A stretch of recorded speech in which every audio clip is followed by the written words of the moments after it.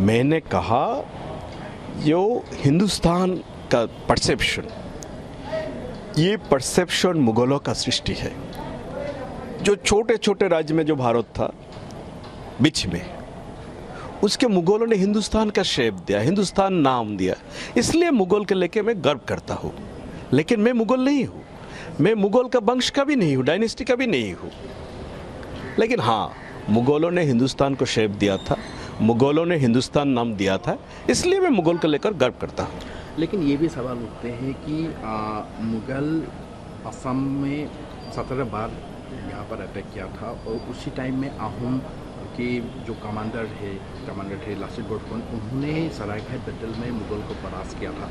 तो इसी विषय का आप असम के एक सांसद है, बरपता से आप सांसद है, फिर भी आप इसी बात को लेकर क्यों?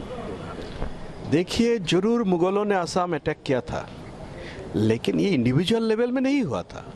उस टाइम मुगल हिंदुस्तान के हुकूमत में था, उस टाइम मुगल हिंदुस्तान के राजा रहे। हिंदुस्तान के राजा होने के नाते वो लोग असम को अटैक किया था। और जो हमारे आहोम आर्मी, ये आहोम आर्मी ने मुगल को बार बार पराजित किया था, ये भी सच है। लेकिन देखो, उस टाइम में असम एक अलग राष्ट्र है, एक आज़ाद राष्ट्र है, और हिंदुस्तान एक दूसरे राष्ट्र है। तो वो that conflict was between Mughal and not only Mughal and Ahom, that conflict was between India and Assam. लेकिन अभी now Assam is integral part of India. आज का डेट में सिचुएशन अलग है।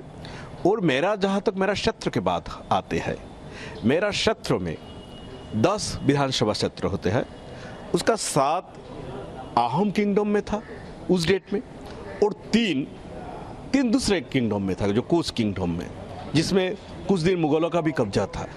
तो इसीलिए ये सब मत बोलो। उस टाइम ये सरायघाट का बैटल हिंदू मुसलमान का बैटल नहीं था। ये सरायघाट का बैटल उस टाइम का हिंदुस्तान के राजा और उस टाइम का आसाम के राजा का बीच ये बैटल था। लेकिन बीजेपी वालों का ये भी कहना है कि बीजेपी वाले तो हमेशा नफरत फैलाते हैं। नफरत फैलाना ही उनका काम है।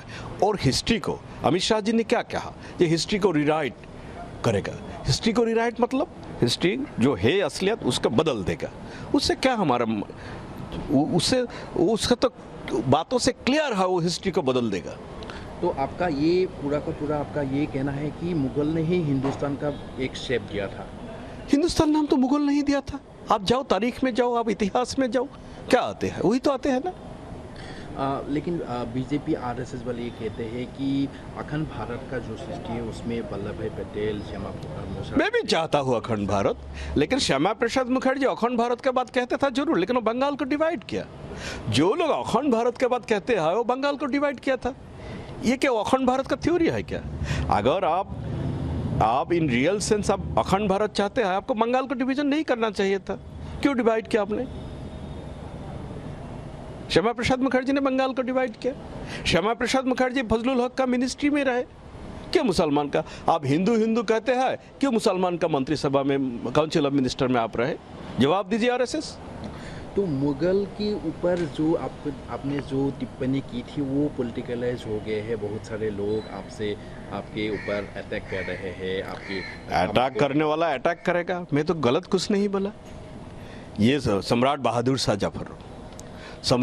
शाह जफर देश का जो आज़ादी का पहला लड़ाई, उस लड़ाई में नेतृत्व दिया था। एक बार गलत कहा क्या?